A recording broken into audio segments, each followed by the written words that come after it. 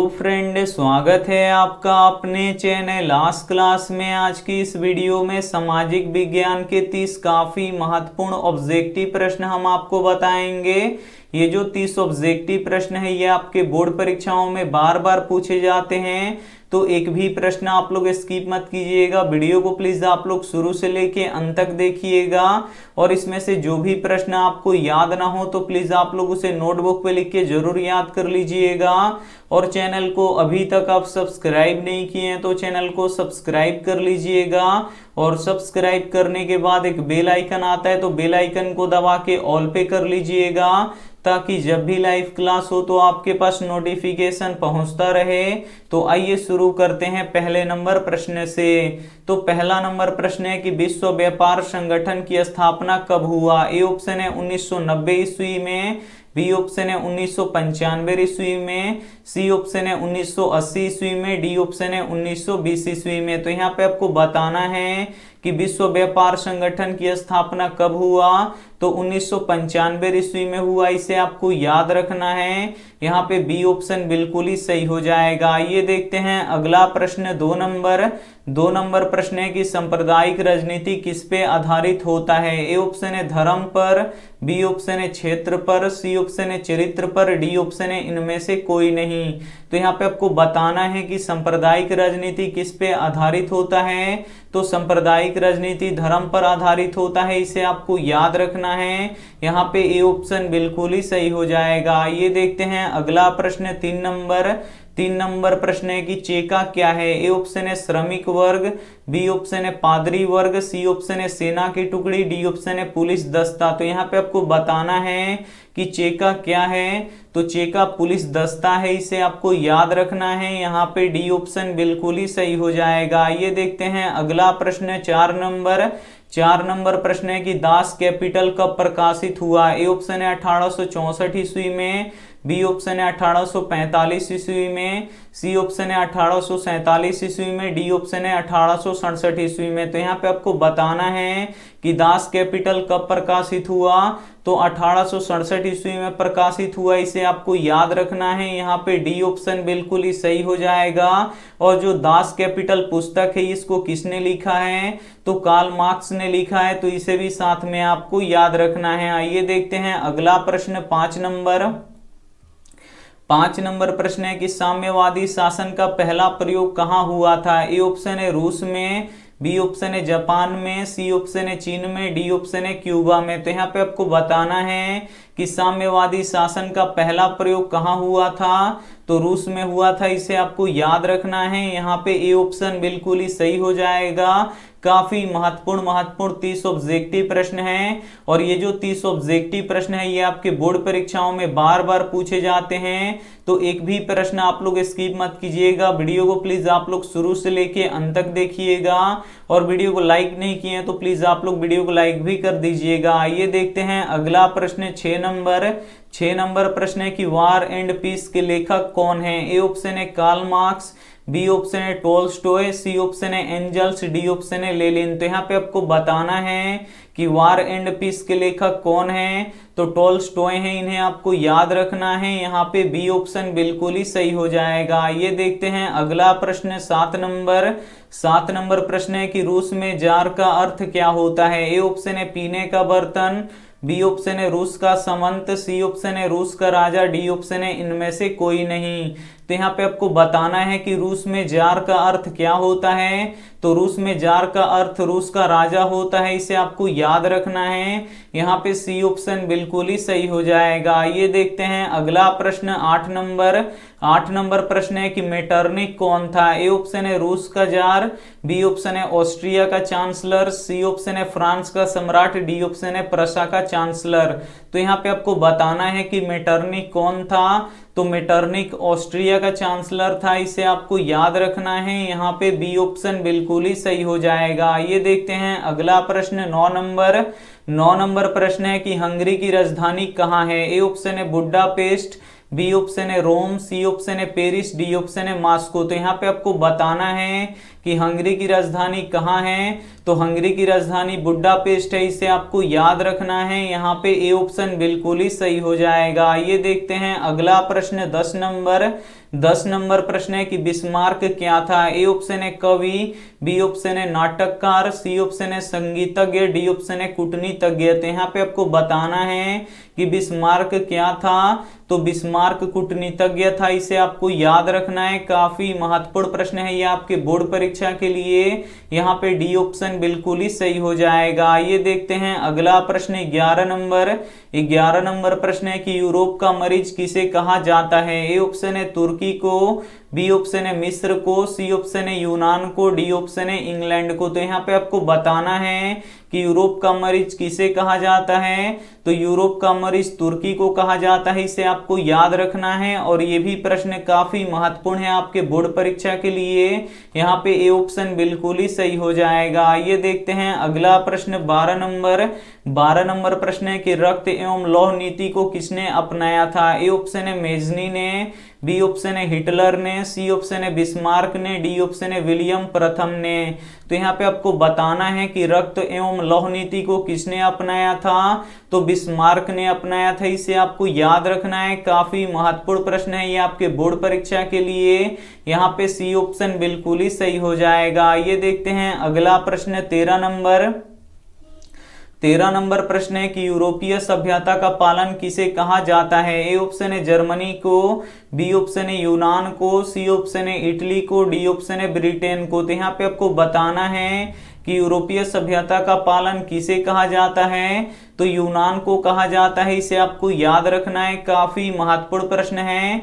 यहाँ पे B option बिल्कुल ही सही हो जाएगा। ये देखते हैं अगला प्रश्न 14 नंबर प्रश्न है कि कार्ल मार्क्स का जन्म कहाँ हुआ था। ए ऑप्शन है इंग्लैंड में, बी ऑप्शन है जर्मनी में, सी ऑप्शन है इटली में, डी ऑप्शन है रूस में। तो यहाँ पे आपको बताना है कि कार्ल मार्क्स का जन्म कहाँ हुआ था, तो कार्ल मार्क्स का जन्म जर्मनी में हुआ था, इसे आपको याद रखना है। और ये भी प्रश्न काफी महत्वपूर्ण है आपके बोर्ड परीक्षा के लिए। यहाँ पे बी ऑप्शन बिल्कुल ही सही हो जाएगा। ये देखते हैं अगला प्रश्न 15 नंबर प्रश्न है कि महात्मा गांधी दक्षिण अफ्रीका से भारत कब आए। ए ऑप्शन है 1913 ईस्वी में, बी ऑप्शन है 1919 ईस्वी में, सी ऑप्शन है 1915 ईस्वी में, डी ऑप्शन है 1921 ईस्वी में। तो यहाँ पे आपको बताना है कि महात्मा गांधी दक्षिण अफ्रीका से भारत कब आए, तो 1915 ईस्वी को आए, इसे आपको याद रखना है। यहाँ पे सी ऑप्शन बिल्कुल ही सही हो जाएगा। काफी महत्वपूर्ण 30 ऑब्जेक्टिव प्रश्न हैं। और ये जो 30 ऑब्जेक्टिव प्रश्न है ये आपके बोर्ड परीक्षा में बार बार पूछे जाते हैं। तो प्लीज आप लोग वीडियो को एकदम शुरू से लेके अंत तक देखिएगा। और इसमें से जो भी प्रश्न आपको याद ना हो तो उसे आप लोग नोटबुक पे लिख के जरूर याद कर लीजिएगा। और वीडियो को लाइक नहीं किए तो प्लीज आप लोग वीडियो को लाइक भी कर दीजिएगा। ये देखते हैं अगला प्रश्न 16 नंबर प्रश्न है कि गांधी जी ने सत्याग्रह का प्रयोग पहली बार कहाँ किए। ए ऑप्शन है भारत में, बी ऑप्शन है दक्षिण अफ्रीका में, सी ऑप्शन है इंग्लैंड में, डी ऑप्शन है रूस में। तो यहाँ पे आपको बताना है कि गांधी जी ने सत्याग्रह का प्रयोग पहली बार कहाँ किए, तो दक्षिण अफ्रीका में किए, इसे आपको याद रखना है। काफी महत्वपूर्ण प्रश्न है।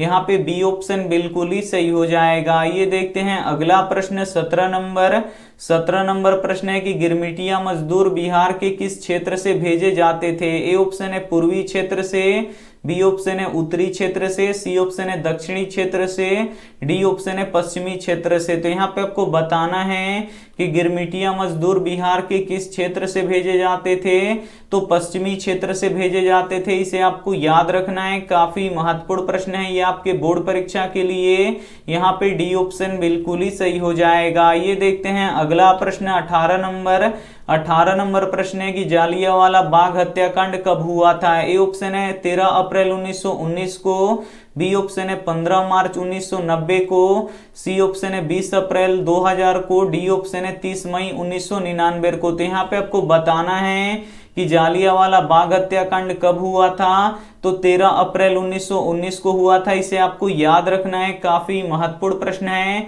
यहाँ पे ए ऑप्शन बिल्कुल ही सही हो जाएगा। ये देखते हैं अगला प्रश्न 19 नंबर प्रश्न है कि पूर्ण स्वराज की मांग कांग्रेस के किस अधिवेशन में किया गया। ए ऑप्शन है लाहौर अधिवेशन में, बी ऑप्शन है कराची अधिवेशन में, सी ऑप्शन है कलकत्ता अधिवेशन में, डी ऑप्शन है बेलगांव अधिवेशन में।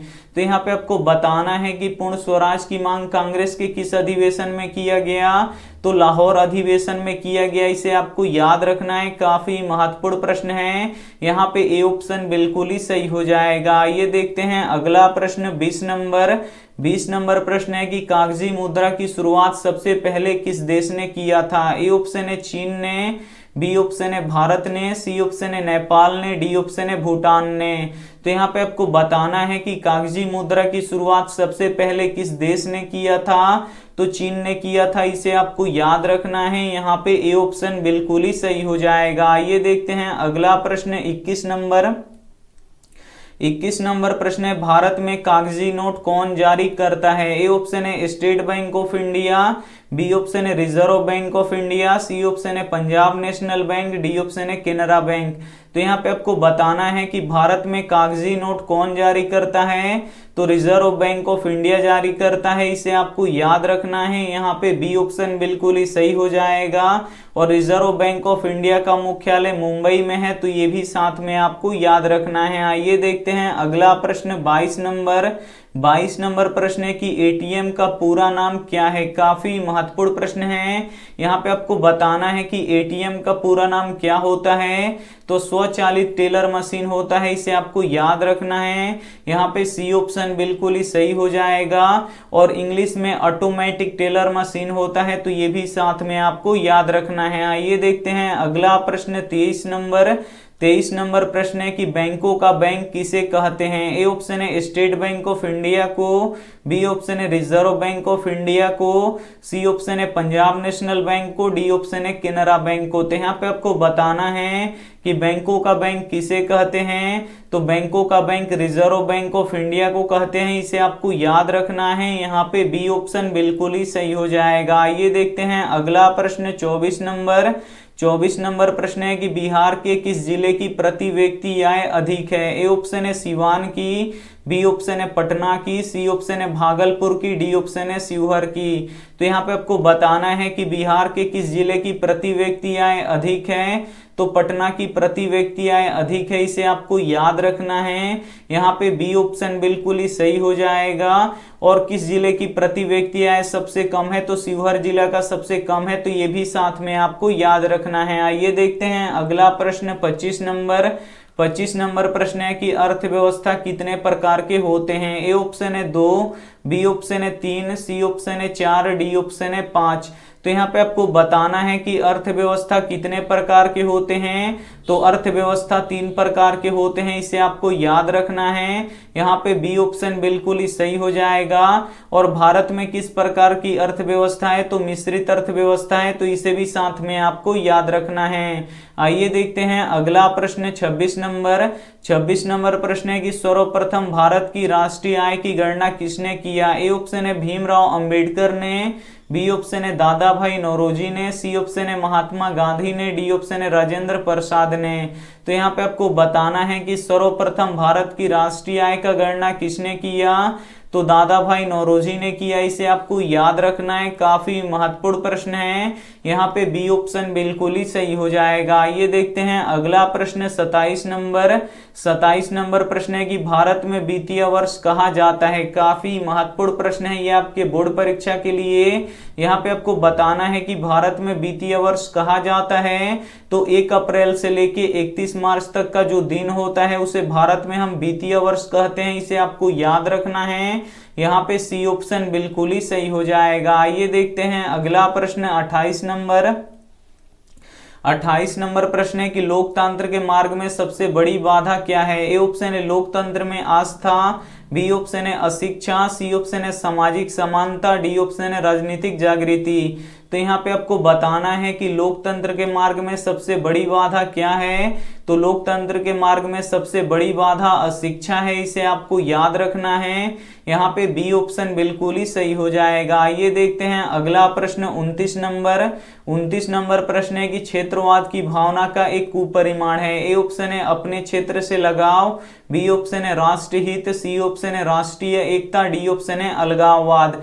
तो यहाँ पे आपको बताना है कि क्षेत्रवाद की भावना का एक कुपरिमाण है। तो क्षेत्रवाद की एक भावना का जो अलगाववाद है ये एक कुपरिमाण है, इसे आपको याद रखना है। यहाँ पे डी ऑप्शन बिल्कुल ही सही हो जाएगा। ये देखते हैं अंतिम प्रश्न 30 नंबर प्रश्न है भारत में किस प्रकार के लोकतंत्र की व्यवस्था है। ए ऑप्शन है प्रत्यक्ष, बी ऑप्शन है अप्रत्यक्ष, सी ऑप्शन है दोनों, डी ऑप्शन है इनमें से कोई नहीं। तो यहाँ पे आपको बताना है कि भारत में किस प्रकार के लोकतंत्र की व्यवस्था है। तो अप्रत्यक्ष लोकतंत्र की व्यवस्था है, इसे आपको याद रखना है। यहाँ पे बी ऑप्शन बिल्कुल ही सही हो जाएगा। काफी महत्वपूर्ण 30 ऑब्जेक्टिव प्रश्न हम आपको बता चुके हैं और ये जो 30 ऑब्जेक्टिव प्रश्न है ये आपके बोर्ड परीक्षा में बार बार पूछे जाते हैं, प्रत्येक साल आते हैं। तो इसमें से आपको जो भी प्रश्न याद ना हो तो उसे आप लोग लिख के जरूर याद कर लीजिएगा। और वीडियो को लाइक नहीं किए तो प्लीज आप लोग वीडियो को लाइक कर दीजिएगा। आपके लिए होमवर्क प्रश्न, इसका जवाब आपको कमेंट बॉक्स में देना है। और यहाँ पे देखिए ऑनलाइन टेस्ट शुरू कर दिया गया है। कमेंट बॉक्स में टेस्ट का लिंक है, वहां से जाके आप लोग टेस्ट दे सकते हैं और इसका रिजल्ट हम कल देंगे। और 8 बजे रात में यहाँ पे हम आपको बताएंगे कि आपको पीडीएफ कैसे डाउनलोड करना है, आपको ऑनलाइन टेस्ट कैसे देना है और आपको ऑब्जेक्टिव प्रश्न कैसे पढ़ना है। ये सभी बात हम 8 बजे रात में हम आपको बताएंगे लाइव आके। तो प्लीज आप लोग 8 बजे रात में जरूर जुड़िएगा। आप लोगों को पता चलेगा कि आप लोग ऑनलाइन टेस्ट कैसे दे सकते हैं और जो भी पढ़ाते हैं आपको वो पीडीएफ कैसे आप लोग डाउनलोड कीजिएगा। तो ये सभी बात हम आपको 8 बजे रात में बताएंगे, तो आप लोग जरूर जुड़िएगा 8 बजे रात में। और ये रहा आपके लिए होमवर्क प्रश्न, इसका जवाब आपको कमेंट बॉक्स में देना है कि यहाँ पे देखिए भारत में वोट देने की न्यूनतम आयु कितनी है। ए ऑप्शन है 12 वर्ष, बी ऑप्शन है 18 वर्ष, सी ऑप्शन है 21 वर्ष, डी ऑप्शन है 22 वर्ष। तो इसमें से जो भी ऑप्शन आपको सही लगे वो आप हमें कमेंट करके जरूर बताइएगा। वीडियो को लाइक नहीं किए हैं तो प्लीज आप लोग वीडियो को लाइक कीजिएगा, अपने दोस्तों के पास इस वीडियो को जरूर शेयर कीजिएगा। और चैनल को अभी तक आप सब्सक्राइब नहीं किए हैं तो चैनल को सब्सक्राइब करके साथ में बेल आइकन को ऑल पे दबा लीजिएगा, ताकि जब भी लाइव क्लास हो तो आपके पास नोटिफिकेशन पहुंचता रहे। थैंक यू फॉर वॉचिंग, मिलते हैं अगली वीडियो में। तब तक अपना ध्यान रखिए, मन लगा के पढ़ाई कीजिए। Take care and bye.